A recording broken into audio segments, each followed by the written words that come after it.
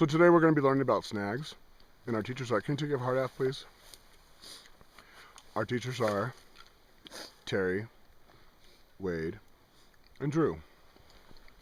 Let's take it away, guys. Educate us. Okay, so we're gonna tell you what snags are and how they're actually healthy for the environment and how they help the creatures that live in the woods and stuff. So what a snag basically is a standing dead tree that can be leaning up against another tree or just standing there by itself. And then when one of them falls, then Drew, you wanna? I'll go. And they also like good for like birds building their homes and all that, and they produce food for them like worms and bugs and gnats and all that in there for them. Yeah. Another use for a snag is after they've fallen, they can either start decomposing and actually start the next process for another tree that will either grow on top of it or the plants that grow around it.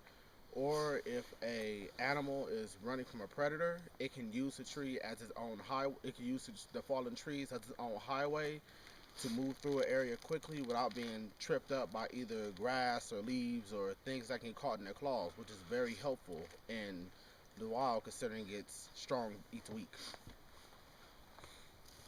All right. You guys have anything else on snags? When woodpeckers build their homes in them or whatever, like they fall over, that's a home for a creature that lives on the ground right away. So they already have a home built, and it's just a good place for a bunch of tiny little creatures to live in. All right. Awesome.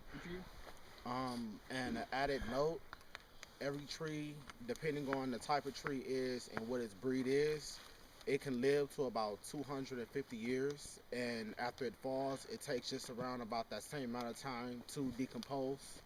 So economically, in a forest, each tree actually has a good time of 500 years within one area. Cool. Do you have any questions? What? Any questions? No, they Did a pretty good job? Yeah, they did good. Vicky has one. Why are humans afraid of snags? Because like they can fall over, hit them, block their leeway, it can kill Which is you. especially It's dangerous too. Which is especially dangerous when it comes to windy areas, because if they fall on you within the area like the current area we're in, it's hard to contact for help, and if you're pinned, there's a very low chance you can survive unless someone else is walking the trail that you've been pinned on. This Yeah. looks like a snag right here, doesn't it? This Actually, big yes. ass The tree. top of it's actually still growing. Oh. There's some back there. There's 3 standing together. Any other questions? I got a question. How does a hummingbird like eat their food? How do they get their food out there? You mean a woodpecker? Yeah, woodpecker. Yeah, my bad, woodpecker. It peck right into the wood, like peck deep in the wood, and his tongue got like hair on it. Okay. So like it can snatch the food easier from the tree, like by pecking like. Then it stick his little tongue out and suck the little food out. Cool. Very good. Any other questions?